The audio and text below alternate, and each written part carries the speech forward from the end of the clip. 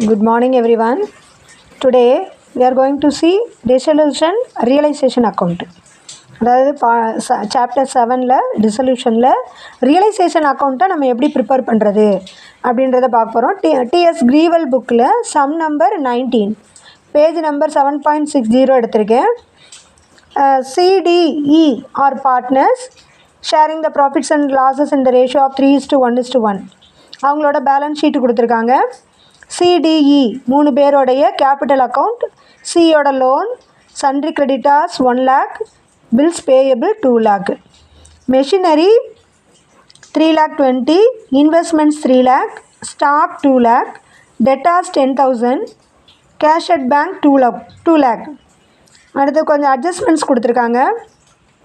Machinery 3 lakh were given to creditors in full settlement. The account after to their account after remaining machinery was sold to 10,000. அதாவது sundry creditors 1 lakh தான் இருக்குது.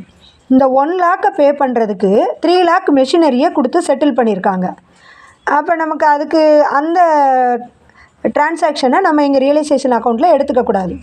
ஏன்னா ஒரு அசட்ஸை கொடுத்து ஒரு லயபிலிட்டியை settle பண்ணால் அது இங்கே வராது. அண்ட் ரிமைனிங் மெஷினரி 20,000 இருக்குது, அதை 10,000க்கு ரியலைஸ் பண்ணியிருக்காங்க. அடுத்தது இன்வெஸ்ட்மெண்ட்ஸை 2,90,000க்கு ரியலைஸ் பண்ணியிருக்காங்க. And stock was realised 180. Debtors 20,000 bad டெப்ஸ்னு ப்ரூவ் பண்ணிட்டாங்க. அப்போ டோட்டல் டெட்டார்ஸ் 1 lakh, அதில் 20,000 பேடுனா 80,000 ரியலைஸ் பண்ணியிருக்காங்கன்னு அர்த்தம். அடுத்தது ரியலைசேஷன் எக்ஸ்பென்சஸ் அமௌண்டட் 10,000. இப்போ நம்ம ரியலைசேஷன் அக்கௌண்ட் எப்படி ப்ரிப்பேர் பண்ணுறதுன்னு பார்க்குறோம். இந்த பேலன்ஸ் ஷீட்டில் கொடுத்துருக்குற அசட்ஸை எல்லாத்தையுமே ரியலைசேஷனில் டெபிட் சைடு ட்ரான்ஸ்ஃபர் பண்ணணும். So to machinery, investment, stock, debtors அதை டோட்டல் பண்ணிக்கணும். Total assets transferred from the balance sheet 9,20,000. அடுத்தது லயபிலிட்டிஸ் 2 லயபிலிட்டிஸ் தான். அவுட்சைடர்ஸ் லயபிலிட்டி மட்டும் சன்ட்ரி கிரெடிட்டாஸையும் பில்ஸ் பேயபிளையும் ட்ரான்ஸ்ஃபர் பண்ணியிருக்கோம். அதோட டோட்டல் 3 lakh. இப்போ நம்ம என்ன பண்ண போகிறோம்னா, லயபிலிட்டிஸாக இருந்தால் அதை பே பண்ண போகிறோம், இந்த பக்கம் எழுத போகிறோம், டெபிட் சைடு எழுத போகிறோம். கிராஸாக இங்கே கிரெடிட்டாஸ் லயபிலிட்டிஸ் கிரெடிட் சைடு இருக்குது, அதை டெபிட் சைடு எழுதணும் ரியலைஸ் பண்ணும் பொழுது, பே பண்ணும் பொழுது. அசட்ஸ் டெபிட் சைடு இருக்குது, அதை ரியலைஸ் பண்ணும் பொழுது கிரெடிட் சைடு எழுதணும். இப்போ நம்ம ஒரு அசட்ஸை விற்றோன்னா debit what comes in, credit what goes out அப்படின்னு எழுதுவோம். அப்போ இங்கே அசட்ஸை விற்கும் பொழுது, இப்போ ஃபார் எக்ஸாம்பிள் மெஷினரியை விற்கிறோம் அப்படின்னா cash account or bank account debtor to மெஷினரின்னு போடுவோம். அந்த மாதிரி எழுதக்கூடாது. ஏன்னா நம்ம அந்த அசட்ஸை எல்லாமே எந்த அக்கௌண்ட்டுக்குள்ளே கொண்டு வந்துட்டோம் அப்படின்னா ரியலைசேஷன் அக்கௌண்ட்டுக்குள்ளே கொண்டு வந்துட்டோம். அப்போ நம்ம மெஷினரின்ற வார்த்தையை நம்ம யூஸ் பண்ணக்கூடாது, ரியலைசேஷன் அப்படின்ற வார்த்தையை தான் நம்ம யூஸ் பண்ணுவோம்.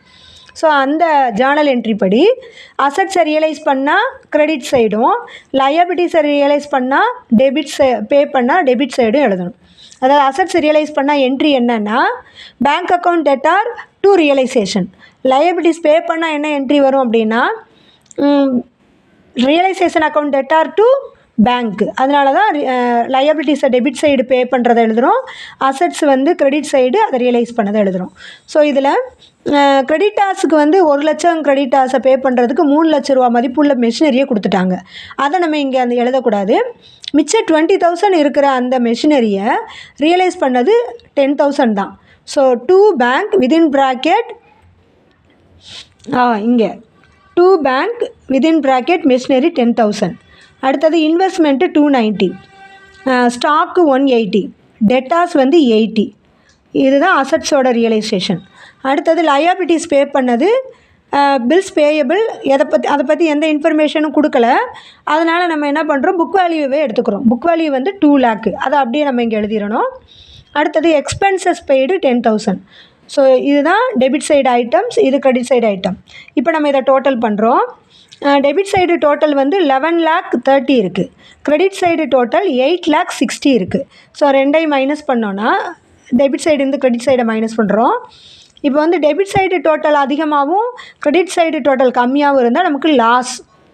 டெபிட் சைடு டோட்டல் கம்மியாகவும் கிரெடிட் சைடு டோட்டல் அதிகமாக இருந்தால் தான் ப்ராஃபிட். இப்போ இந்த சம்மை பொறுத்தளவில் நமக்கு டெபிட் சைடு அதிகமாக இருக்குது, கிரெடிட் சைடு கம்மியாக இருக்குது. ஸோ இதில் நமக்கு லாஸ் தான் வந்திருக்கு. Loss on realisation 270.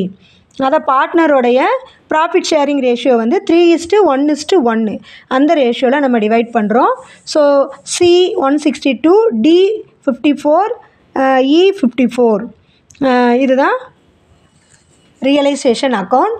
ஸோ என்னுடைய வீடியோ பிடிச்சிருந்தா லைக் பண்ணுங்கள், சப்ஸ்கிரைப் பண்ணுங்கள். அப்போ தான் நான் அடுத்தடுத்து போடக்கூடிய அப்கமிங் வீடியோஸ் உங்களுக்கு வந்து டவுன்லோட் ஆகும். தேங்க்யூ.